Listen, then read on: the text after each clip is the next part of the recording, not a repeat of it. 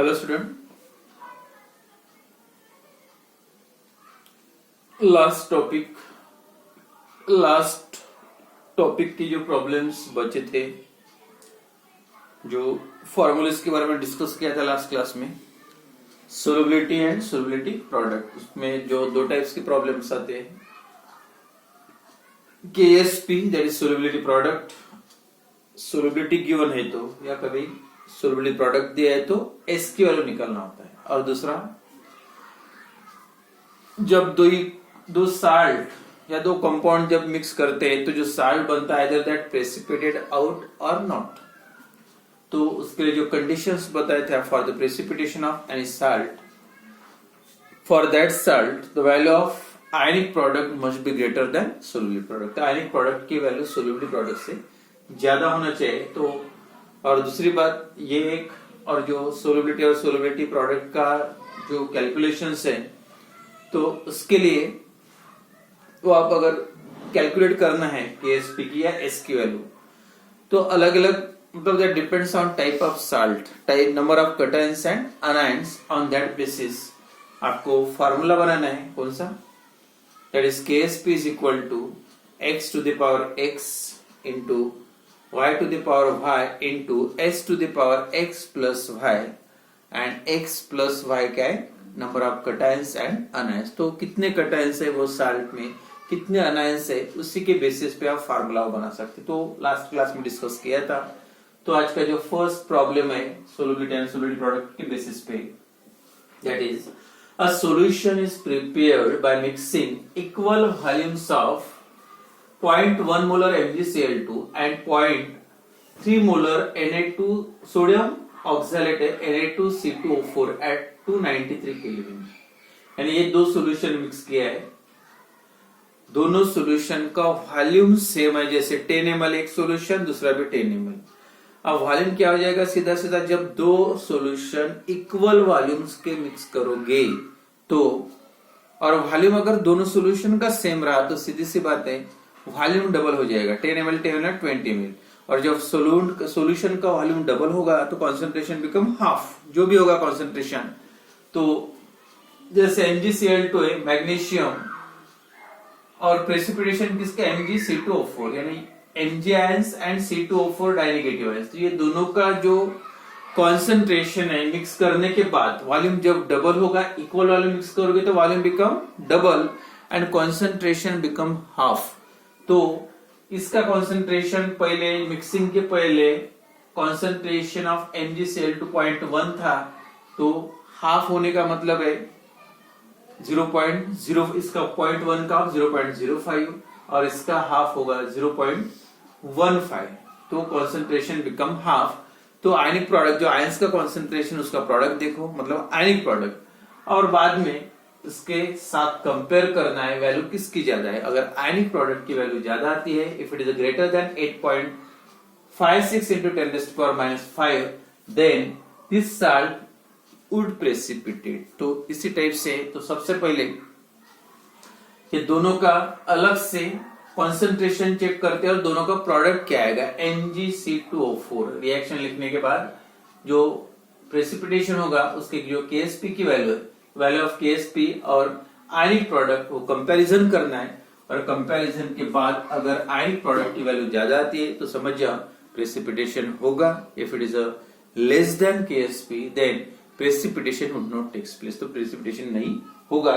तो जो ये प्रॉब्लम है, when solution is prepared by mixing equal volumes of two solution, then concentration of that solution become half। Volume अगर equal रहा तो, जैसे 10 ml मिक्स करोगे तो 20 ml हो जाएगा, और 20 ml मतलब वो जो कॉन्सेंट्रेशन है दो पार्ट में डिवाइड होगा, तो 10 का 20 हो जाएगा, तो concentration become half. Therefore after mixing this solution the concentration of Mg di positive ion, MgCl2 है तो Mg positive, di 2 twice Cl negative, तो Mg का कॉन्सेंट्रेशन कितना होगा? दैट इज हाफ, मतलब 0.1 डिवाइडेड बाई 2, इसका आंसर आएगा 0.05 मोलर। ये होगा, ठीक है। तो concentration of Mg dipositive is equal to 0.05 molar, mole per litre या मोलरिटी M। देन अब सेकंड ये सॉल्यूशन, अब कॉन्सेंट प्रेसिपिटेशन किसका, ये नेगेटिव आयन का C2O4 डाई नेगेटिव, तो इसका कॉन्सेंट्रेशन कितना होगा C2O4 di negative -2 is equal to, इसका पहले कितना था 0.3 डिवाइडेड बाय 2 मतलब 0.15 मोलर, तो इसका कॉन्सेंट्रेशन कितना हो गया 0.15 मोलर या मोल पर लीटर। देन इसका जो प्रेसिपिटेशन होगा, पहले रिएक्शन लिखते हैं, कैसे प्रेसिपिटेशन होगा MgC2O4 बनेगा कैसे Mg di positive plus C2O4 di negative gives MgC2O4। तो ये दोनों को प्रोडक्ट मतलब जो कंपाउंड, ये प्रेसिपिटेशन में सॉलिड कंपाउंड बनेगा या नहीं वो डिपेंड करता है at the value of ionic product and KSP, और इसके लिए KSP की वैल्यू गिवन है, और इससे अगर आयनिक प्रोडक्ट की वैल्यू ज्यादा आती है तो ionic product become equal to, for this side KSP की वैल्यू गिवन है, for this KSP is equal to कितना है 8.56 इंटू 10⁻⁵। अब आयनिक प्रोडक्ट लिखते हैं, then concentration of Mg di positive into C2O4 di negative is equal to, that is कितना होगा 0.05 into 0.15, that is ionic product is equal to कितना होगा 0.05 है तो 0.0075, इसका जो प्रोडक्ट आएगा 0.0075, दैट इज आयनिक प्रोडक्ट, और इसी का मतलब है 7.5 इंटू 10⁻⁻3। अब कंपैरिजन करो, सोल्यूबिलिटी प्रोडक्ट कितना था 8.56 और ये कितना है, और यहाँ पे सीधा सीधा क्लियरली दिख रहा है पॉइंट पावर जो -5 है और ये -3, मतलब ज्यादा वैल्यू कौन सी होगी, ये नेगेटिव पावर कम है, तो यहाँ पे लिखोगे as the ionic product is greater than, ionic product is greater than solubility product, therefore the MgC2O4 get precipitated. Last में लिखोगे आप, बस कंपैरिजन करना है दोनों का, KSP की वैल्यू ऑलरेडी गिवन है, आपने सोल्युबिलिटी प्रोडक्ट के मतलब KSP की वैल्यू गिवन है और आयनिक प्रोडक्ट निकल आए, और आयनिक प्रोडक्ट की वैल्यू जो कितनी आई सोल्युबिलिटी प्रोडक्ट से ज्यादा है, मतलब जब सोल्युबिलिटी प्रोडक्ट की वैल्यू कम आती है आयनिक प्रोडक्ट की वैल्यू ज्यादा आती है, then the precipitation of that compound will takes place. तो इस टाइप से लास्ट में एक सेंटेंस लिखोगे as the ionic product is greater than solubility product and therefore MgC2O4 will get precipitated। तो इस टाइप से प्रेसिपिटेशन होगा, यानी इस टाइप से आयनिक प्रोडक्ट और सोल्युबिलिटी प्रोडक्ट का कंपैरिजन करना है और बाद में डिसाइड करना है। देन नेक्स्ट प्रॉब्लम है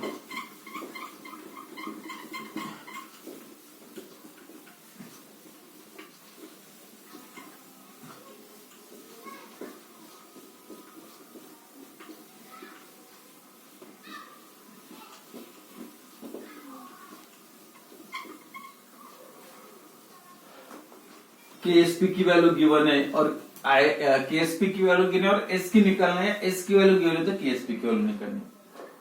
और एक problem, the solubility product of AgBr, KSP of AgBr silver bromide, KSP of AgBr is 5.2 into 5.2 into 10⁻⁻13। Calculate, क्या कैलकुलेट करना है, calculate its solubility,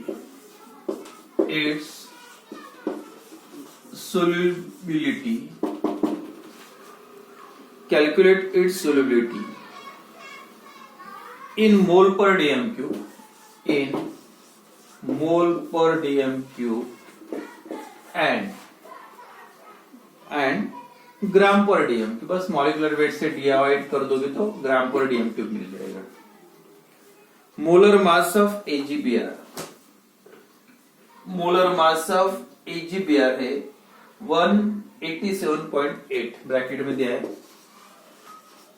molar mass of AgBr 187.8 gram molar mass दिया, और ये molar mass दिया है that is for solubility in gram पर DM cube. तो सीधा सीधा जो सोलुबिलिटी मोल पर डीएम क्यूब आएगा उसको मोलर मास से मल्टीप्लाई कर दो, that gives the solubility in gram पर डीएम क्यूब। ये तो सीधा कैलकुलेशन है, लेकिन सबसे पहले साल देखो AgBr, तो इसके लिए सोलुबिलिटी और सोलुबिलिटी प्रोडक्ट का रिलेशन क्या आएगा?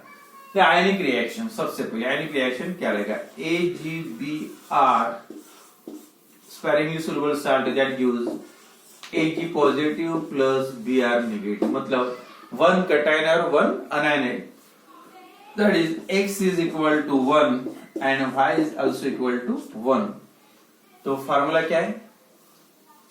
Ksp is equal to x to the power x, y to the power y, और s to the power x plus y, that equal to x की value 1 1 to the power 1, y की value 1 1 to the power 1, h to the power 1 plus 1 मतलब 2। तो कितना होगा? सीधा सीधा s square, Ksp is equal to s square. तो Ksp is equal to s square, ये फार्मूला है। अब निकलना क्या है? सोलुबिलिटी पूछा है और Ksp की वैल्यू गिवन है और s निकलना है, therefore s is equal to under root of Ksp, Ksp का स्क्वायर रूट। और Ksp की वैल्यू कितनी? Ksp is equal to 1.87 into 10 raised to power minus 9. Ksp is equal to 5.2 into, sorry, Ksp is equal to 5.2 into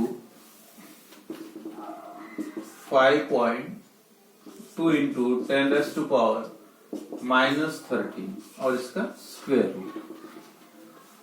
square root जब भी निकालोगे तो जो भी पावर रहेगा वो इवन में होना चाहिए। 13 है तो उसका अगर आप 52 लोगे, 52 into 10 raise to power minus 14, इसको बाहर निकाल दोगे तो 10 रेज़ टू पावर आएगा -7, और 52 का स्क्वायर रूट ऑफ 52 तो 7.2 आता है।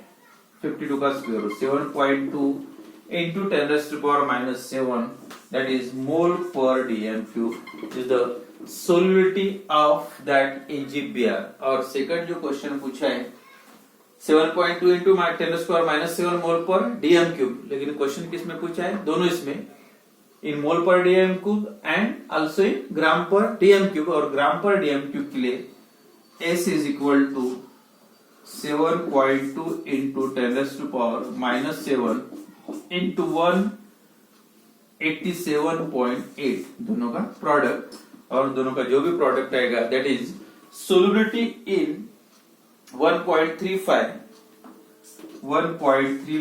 into 10 raised to power minus 5, that is gram per, mole की जगह पे ग्राम पर डीएम। बस वो डिपेंड करता है साल्ट कौन से टाइप का है, और उसी की बेसिस पे on the basis of salt either it is contain 1 cation 1 anion और 1 cation 2 anion। वही अगर साल्ट इस टाइप का होता ZnCl2 तो आपका फार्मूला क्या बनता है? Ksp is equal to square था, और इसके लिए x की वैल्यू 1 है और y की वैल्यू 2 है, तो फिर से x to the power x मतलब 1 to the power 1, 2 to the power 2 मतलब 4, और s to the power 2 plus 1 मतलब 3 मतलब 4s क्यूब आता। तो अलग अलग साल्ट के लिए यही वैल्यू पुट करके आप इस टाइप से सोलुबिलिटी या सोलुबिलिटी प्रोडक्ट की वैल्यू की वजह तो कैलकुलेट कर सकते हैं। इस टाइप के जो प्रॉब्लम्स होते हैं, एक तो प्रेसिपिटेशन होगा या नहीं होगा इसके बेसिस पे, या दूसरे जो है सोलुबिलिटी गिवन है, सोलुबिलिटी प्रोडक्ट निकालना होता है, या कभी सोलुबिलिटी प्रोडक्ट की वैल्यू गिवन होती है, सोलुबिलिटी की वैल्यू गिवन होती है और Ksp की वैल्यू निकालना होता है। इस टाइप से आप कर सकते हैं। तो यहाँ पे जो आयोनिक इक्विलिब्रियम चैप्टर था कंप्लीट हो गया, और जो नेक्स्ट चैप्टर स्टार्ट करेंगे that is chemical kinetics.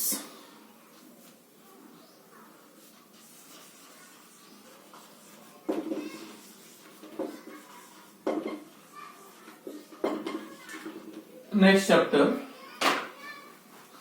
Chemical kinetic जो शुरुआत में मैंने जो केमिकल इक्विलिब्रियम स्टार्ट किया था, मेन जो कोई भी केमिकल रिएक्शन के एस्पेक्ट्स होते, कैरेक्टरिस्टिक होते, पहला था फिजिबिलिटी, मतलब आइदर रिएक्शन टेक्स प्लेस और not under the given set of condition.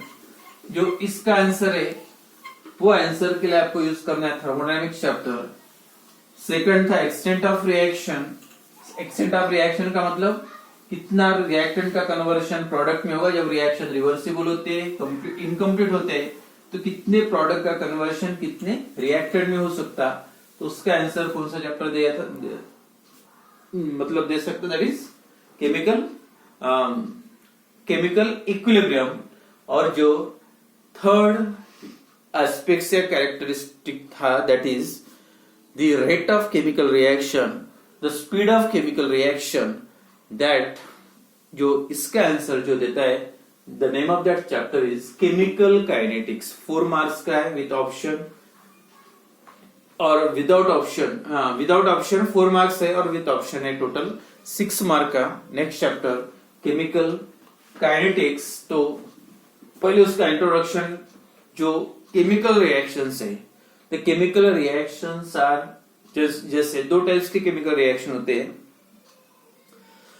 Some reactions are very slow reaction और कुछ रिएक्शन बहुत ही फास्ट होते हैं। जैसे एग्जांपल रस्टिंग ऑफ आयरन।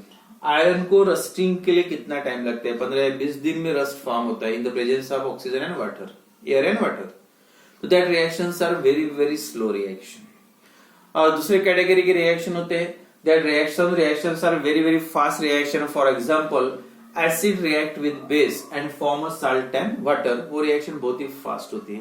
तो वेरी फास्ट रिएक्शन, जैसे एसिड और बेस में मिक्स करोगे और डायरेक्ट लिटमस पेपर से चेक करोगे तो सॉल्यूशन एसिडिक भी नहीं होगा और बेसिक मतलब acid plus base form salt and with in a short interval of time that reaction takes place, मतलब that takes place with in 10⁻⁻12 second में वो रिएक्शन होते हैं।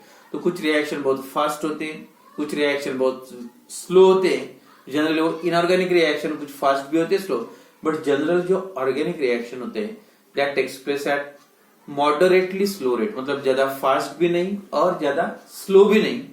For such type of reaction, जो रिएक्शन का आपको rate consider करना है, तो उस टाइप के रिएक्शन का रेट डिटरमाइन किया जाता है। तो ये जो केमिकल काइनेटिक्स है, in that chapter we discussed about the rate of that chemical reaction which takes place at moderately slow rate।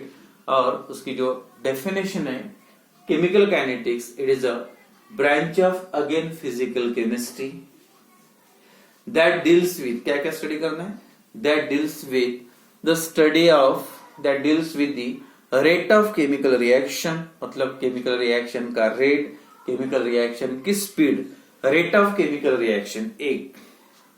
दूसरा मतलब क्या क्या पढ़ना है केमिकल काइनेटिक्स में, number 1 rate of chemical reaction, number 1 rate of chemical reaction. Number 2 factor affecting this rates, जैसे temperature है, pressure है, कैटलिस्ट है। तो रिएक्शन की स्पीड क्या है, कितने टाइम में कितने रिएक्टेंट का कन्वर्शन प्रोडक्ट में होगा, मतलब रेट या स्पीड बोल सकते हैं। सेकंड, कौन से फैक्टर्स है that affect the rate of reaction, जैसे कोई एंडोथर्मिक रिएक्शन है, वाटर को कन्वर्ट करना है वेपर्स में, अगर आपको पता है टेम्परेचर बढ़ाओगे तो रिएक्शन की स्पीड भी बढ़ेगी, मतलब that also depends on temperature, temperature increases rate increases, तो that also depends on temperature। Catalyst add करने से रिएक्शन का रेट इंक्रीज होता है। तो then second factors affecting the rate, यानी रेट ऑफ रिएक्शन को कौन कौन से फैक्टर अफेक्ट करें। और तीसरा पार्ट जो स्टडी करना है, रिएक्शन का मैकेनिज्म क्या है। मैकेनिज्म मतलब either that reaction takes place in a 1 step और 2 स्टेप, जो आपने ऑर्गेनिक में पढ़ा होगा। Hydrolysis of alkyl halide, 2 reaction होते हैं SN1 और SN2, first step 1 step and 2 step. 2 step का मतलब मैकेनिज्म जो 2 स्टेप का है, और पहले SN1 का मैकेनिज्म 1 स्टेप का है। तो रिएक्शन का मैकेनिज्म क्या होगा, 1 स्टेप का होगा, 2 स्टेप का। तो ये जो चैप्टर है उसमें आपको ये 3 मेन पॉइंट्स पढ़ना है रिएक्शन के। कौन कौन से? Rate of reaction, that is speed of reaction. Second, कौन कौन से फैक्टर्स है that affect the rate of reaction, the factor affecting the rate of reaction. And third, mechanism of reaction by which this reaction takes place. तो जिस physical chemistry में ये 3 points की जो स्टडी की जाती है that is called as a chemical kinetics. तो क्या आएगी definition? Is a branch of physical chemistry that deals with the study of rate of reaction, factor affecting these rates and mechanism by which this reaction takes place. It is called as a chemical kinetics.